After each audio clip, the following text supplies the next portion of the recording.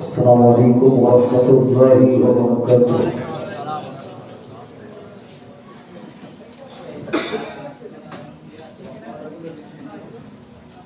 الحمد لله نحمده ونستعينه ونستغفره ونؤمن به ونتوكل عليه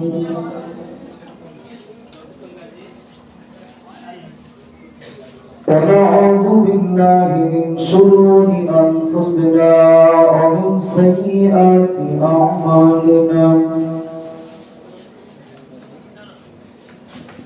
من يهده الله فلا مضل له ومن يضلله فلا هادي له وأشهد أن لا إله إلا الله وحده لا شريك له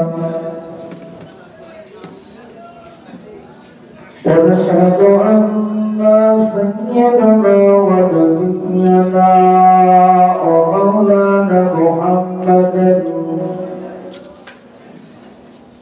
صلى الله عليه وسلم عبده ورسوله إن الله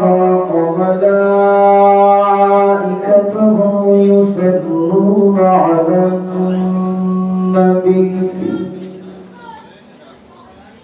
يا أيها الذين آمنوا صلوا عليه وسلموا تسليما اللهم صل على سيدنا مولانا محمد وعلى آله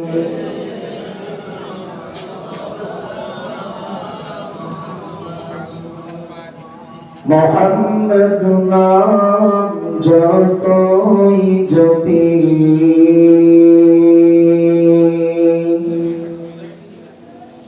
ততই মধুর লাগে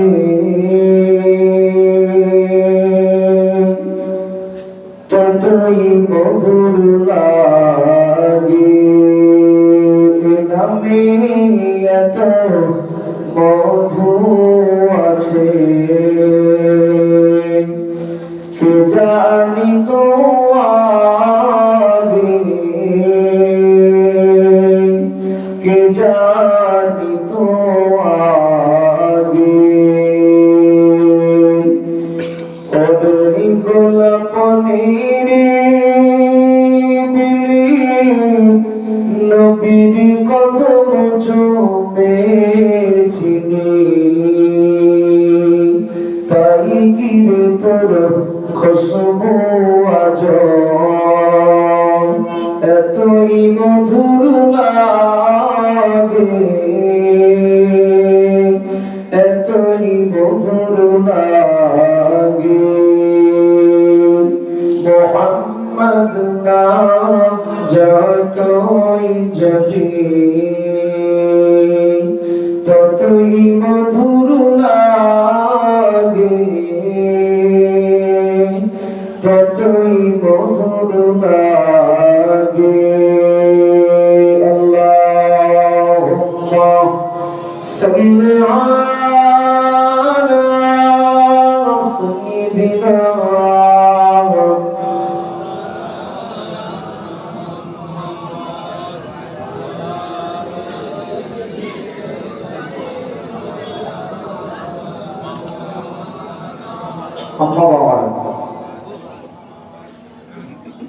أعوذ بالله من الشيطان الرجيم بسم الله الرحمن الرحيم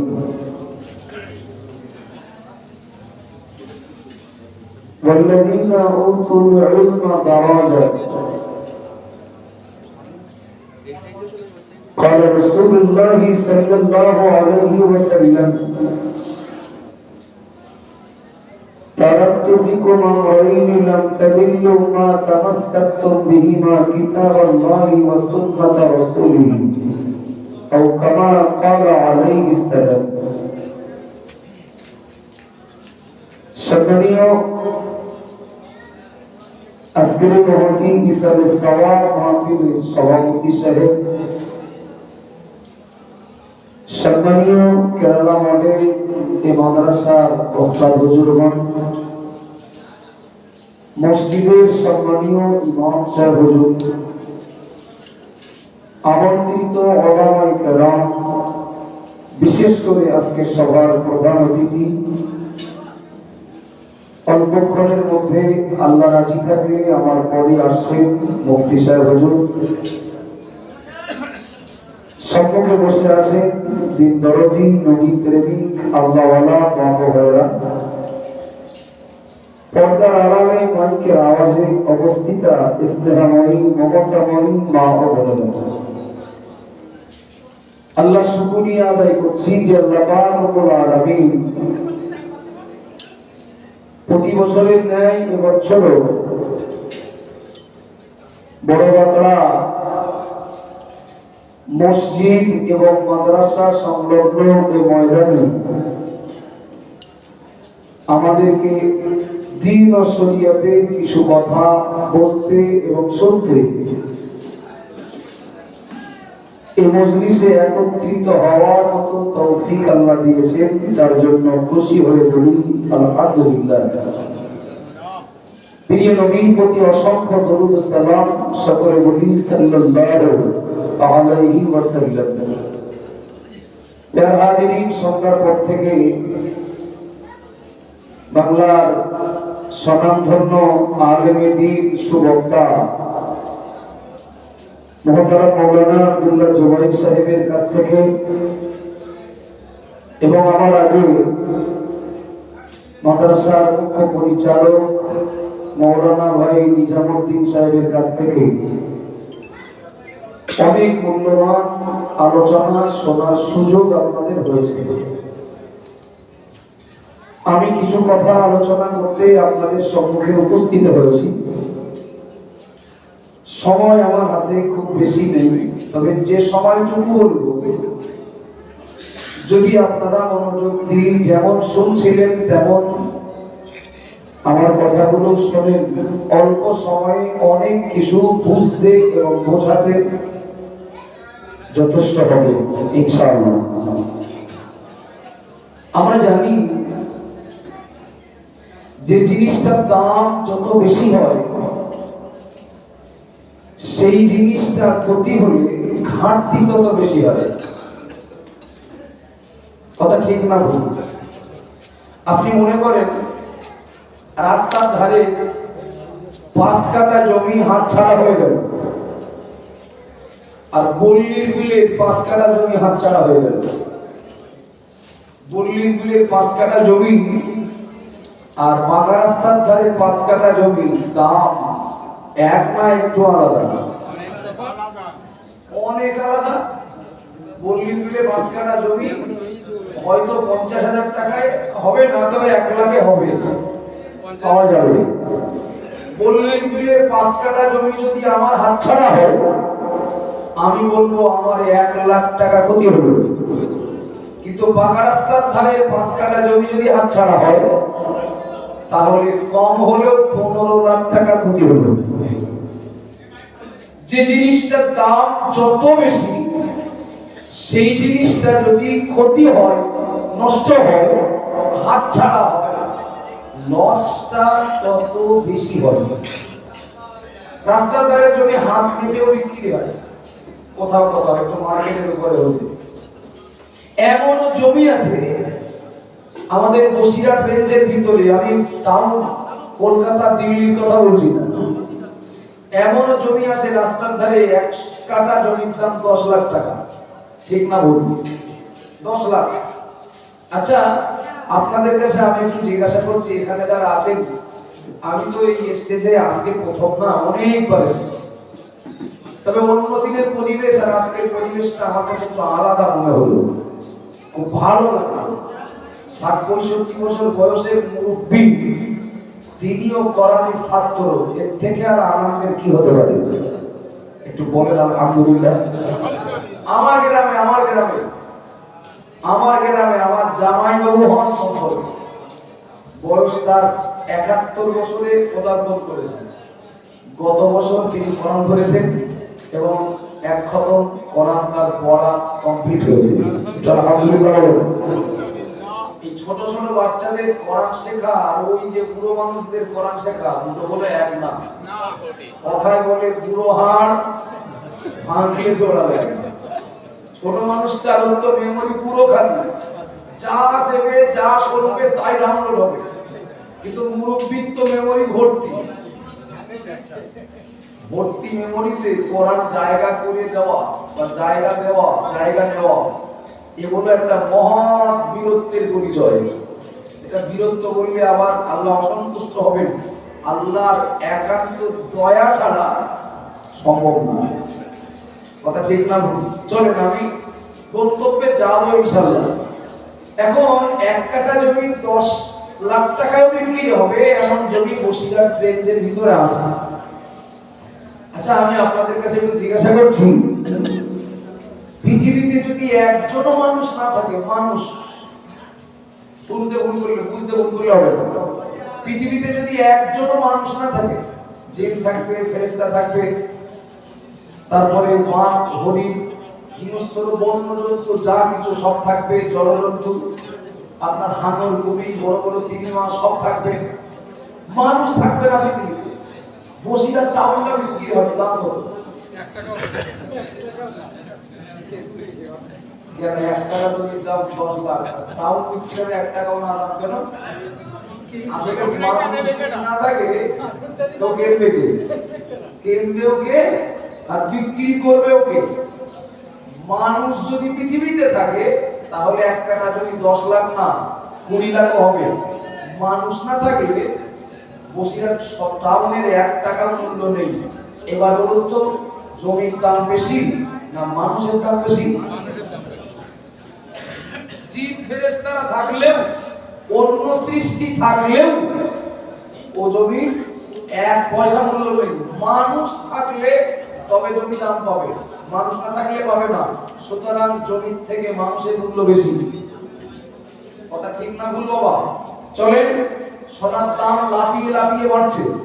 10,000 বেড়ে হয়তো 3,000 কমবে, এরকম হয় তো। কখন 80,000, 82, 85, 87, হয়তো আমাদের ছেলে মেয়ে যখন বিয়ে হবে তখন 1 লাখ হতে পারে। এখন সোনার দাম আমি একটা আনুমানিক ধরে নিলাম 80,000 টাকা হলো।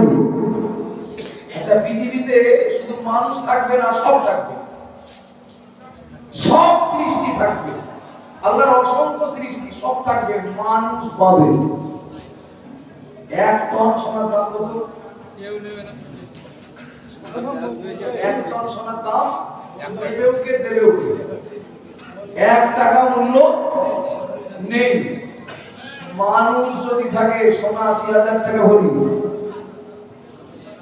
মানুষ না থাকলে সোনা 1 কুইন্টাল সোনার কোনো দাম নেই। সোনার দাম বেশি না মানুষের দাম বেশি? মানুষের দাম বেশি। আমি দৃষ্টান্ত দিলে সময় বাড়বে, বোঝার জন্য যথেষ্ট হয়েছে।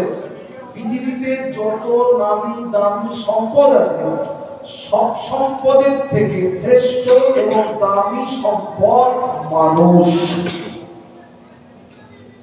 বললি মিলে 5 কাঠা জমি ক্ষতি হলে 1 লাখ, গলদা আটুদিয়া পাকা রাস্তার ধারে 5 কাঠা জমি ক্ষতি হলে 15 লাখ। যার দাম যত বেশি, ক্ষতি হলে তত বেশি লস হবে। সোনার থেকে, জমির থেকে, হিরে মণিমুক্তার থেকে, একটা শহরের থেকে যে মানুষের দাম বেশি, এই মানুষ যদি বিগড়ে যায়,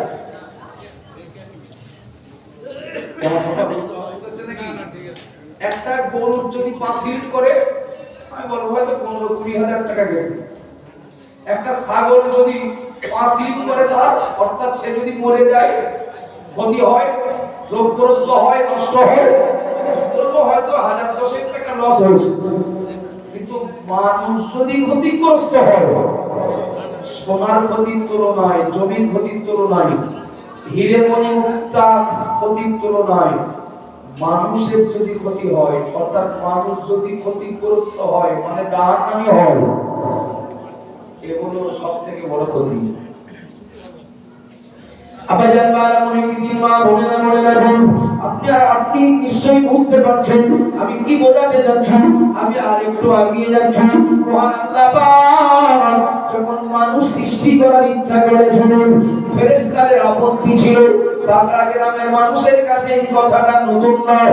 এখানে শুধু বাংলার মানুষ নয়, এখানে বালতি গ্রামের মানুষরা আছেন, এখানে আমুদিয়া গ্রামের মানুষরা আছেন, আর অন্যান্য গ্রামের আত্মীয় স্বজন রয়েছেন।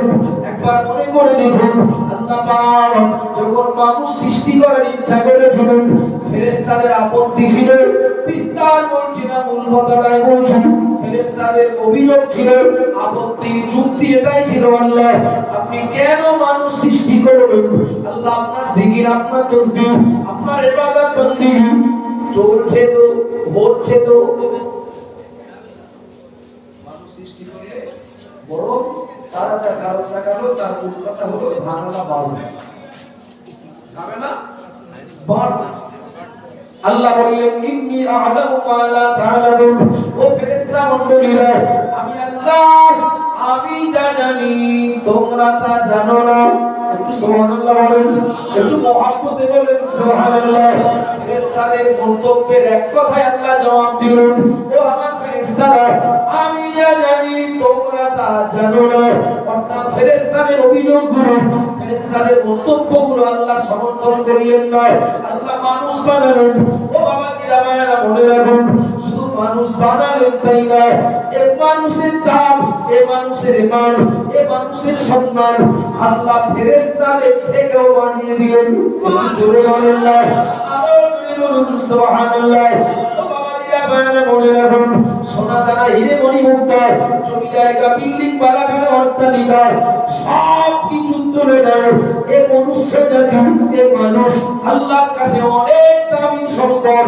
এ মানুষ যেন ক্ষতিগ্রস্ত না হয়, এ মানুষ যেন ধ্বংস না হয়, তার জন্য মহান আল্লাহ যুগে যুগে কালে কালে 1,24,000, মতান্তরে 2,24,000 নবী এবং রাসূলকে এ মানুষের পিছনে রেফারি করার জন্য আল্লাহ পাঠালেন। ও বাবাজিরা ভাইরা মনে রাখুন, আদম নবী থেকে মুহাম্মদ রাসূলুল্লাহ পর্যন্ত যত নবী, যত রাসূল দুনিয়ায় এসেছিলেন, সব নবী, সব রাসূলের দুনিয়াতে আগমনের উদ্দেশ্য তো এটাই ছিল, মনুষ্য জাতিকে দুনিয়া ও আখিরাতের যাবতীয় ক্ষতি থেকে রক্ষা করা।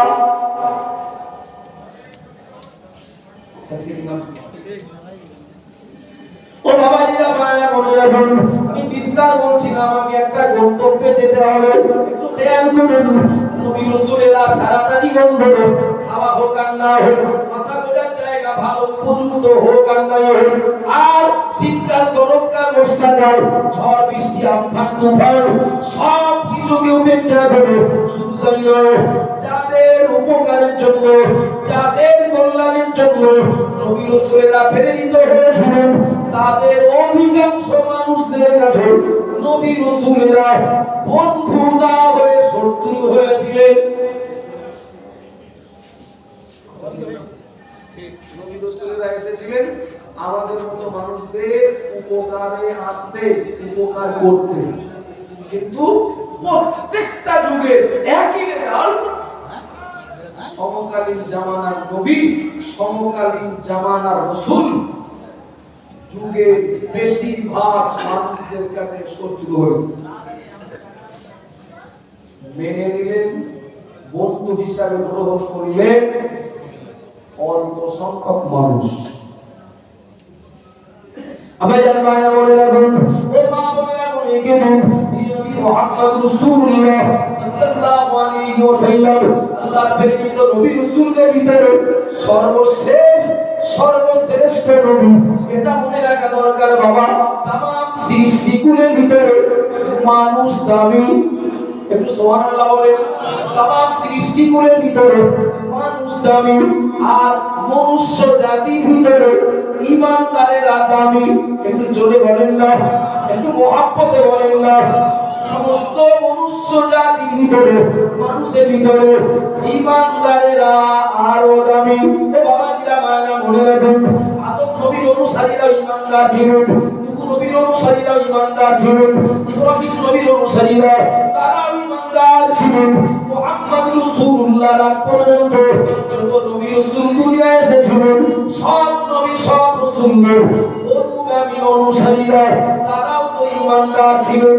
যারা বলেছেন লা ইলাহা ইল্লাল্লাহ, আদম শফিউল্লাহ, লা ইলাহা ইল্লাল্লাহ, নূহ নবিয়ুল্লাহ, লা ইলাহা ইল্লাল্লাহ, ইব্রাহিম খলিলুল্লাহ, লা ইলাহা ইল্লাল্লাহ, মুসা কালিমুল্লাহ, লা ইলাহা ইল্লাল্লাহ, ঈসা রূহুল্লাহ, এরা সবাই তো ইমানদার।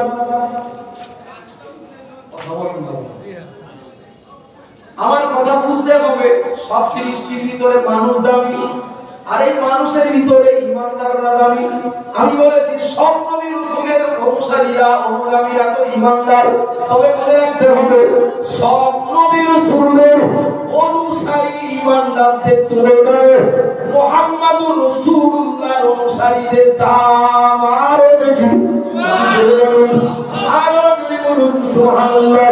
নবী আদমের উম্মতের তুলনায় নবী ঈসা আলাইহিস সালাম পর্যন্ত নবী রাসূলদের উম্মতের তুলনায়, উম্মতীদের তুলনায় যারা বলেছেন মুহাম্মদুর রাসূলুল্লাহ, এদের দাম, এদের মান, এদের সম্মান, এদের মূল্য আল্লাহর কাছে আরো বেশি। ও বাবাজিরা মায়েরা মনে রাখুন, এটা আপনার আমার অজানা নয়, আপনাকে আমাকে জানতে হবে। যার দাম যত বেশি, তার শত্রু তত বেশি।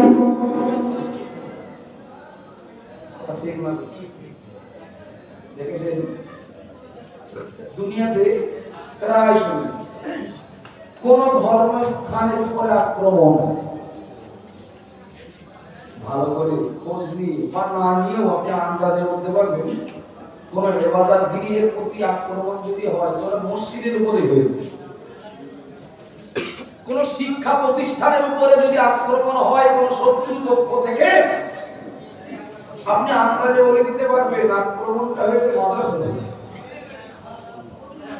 কোন ধর্মগ্রন্থের প্রতি যদি আক্রমণ হয়, আপনি না জেনে আন্দাজে বলে দিতে পারবেন আক্রান্ত হয়েছে কোরআন শরীফ। কোন ধর্ম অবলম্বীরা যদি আক্রান্ত হন, আপনি আন্দাজে বলে দিলে ভুল হবে না, আপনি বলে দিতে পারবেন আক্রান্ত হয়েছে মুসলমান। কেন? কারণ হলো যারা ইসলাম বিদ্বেষী, নবী বিদ্বেষী, তারাই প্রমাণ দিচ্ছে বিরোধিতার মধ্য দিয়ে দুনিয়াতে যত ইবাদত গৃহ আছে সবথেকে দামি ইবাদত গৃহ মসজিদ। সুবহানাল্লাহ বলেন, একটু মহব্বতে বলেন না। যারা ইসলামের চরম দুশমন, প্রমাণ তারাই দিচ্ছে দুনিয়াতে যত শিক্ষা প্রতিষ্ঠান আছে সব থেকে দামি মাদ্রাসা, দুনিয়াতে যত ধর্মগ্রন্থ আছে, জীবন বিধান আছে, সব থেকে দামি কোরআন, সব থেকে দামি ধর্মের অনুসারীরা তারা মুসলমান। প্রমাণ ওরাই দিচ্ছে। কেন? কারণ হলো এটাই বাবা, এই শত্রুতাই প্রমাণ দিচ্ছে, ইঁদুর প্রমাণ দিচ্ছে গলায় ধান আছে। বোঝা যায়নি নাকি? চোর ডাকাতের 8 দৃষ্টি প্রমাণ দিচ্ছে ও ঘরে মাল আছে। যে ঘরে মাল নেই সে বাড়ি চোর ডাকাত কি রোজা থাকতে যাবে? একটু কথা বলেন না। পিঁপড়ে প্রমাণ দিচ্ছে এ ভাড়ের মধ্যে মিষ্টি আছে। শত্রুরা প্রমাণ দেয় সব থেকে দামি সম্পদ আমাদের সুবহানাল্লাহ। আর একটু খুশি হয়ে বলেন না।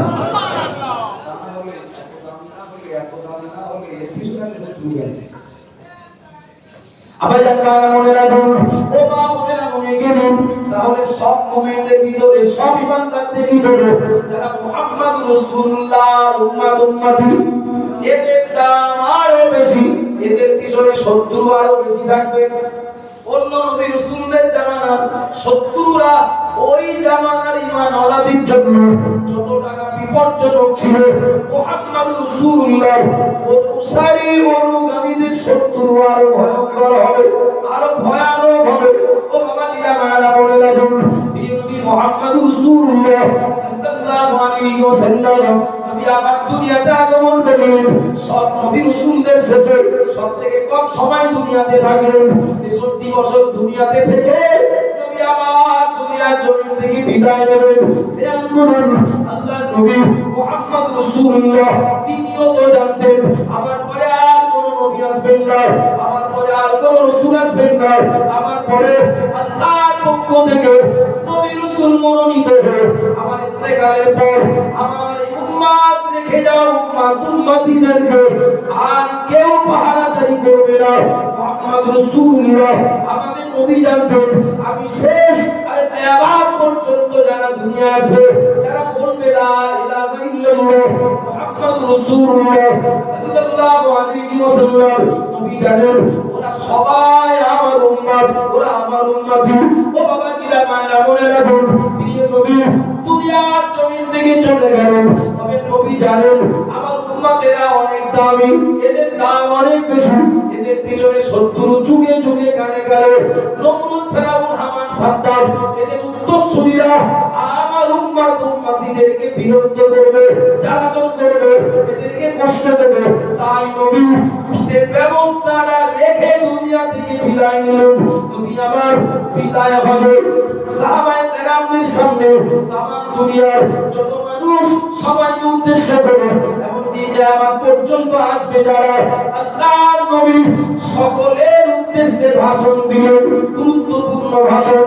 ও বাবা জিরা মায়েরা মনে রাখুন, আল্লাহর নবী বিদায় হজে আরাফাত ময়দানে দাঁড়িয়ে ওই সময়কার উপস্থিত জনগণ, যারা অনুপস্থিত, যারা রূহের জগতে পরে যারা আসবেন, নবী আমার সবার উদ্দেশ্যে বললেন তারাক্তু ফিকুম আমরাইন লাম তাদিল্লু মা তামাসসাকতুম বিহিমা।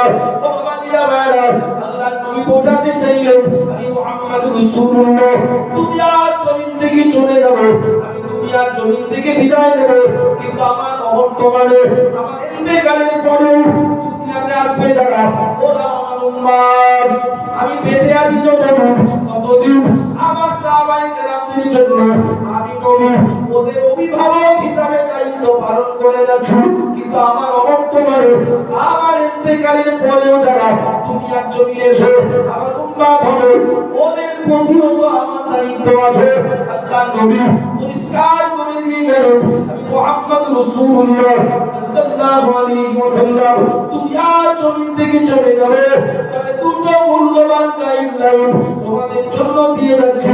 এই দুটোকে যদি তোমরা আঁকড়ে ধরো কখনোই তোমরা পথভ্রষ্ট হবে না। একটু জোরে বলেন না।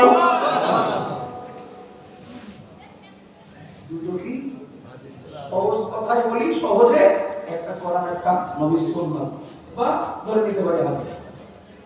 আমি চলে যাচ্ছি, তবে এই দুটোকে যদি আঁকড়ে ধরো পথভ্রষ্ট হবে না, গোমরাহি হবে না, ক্ষতিগ্রস্ত হবে না।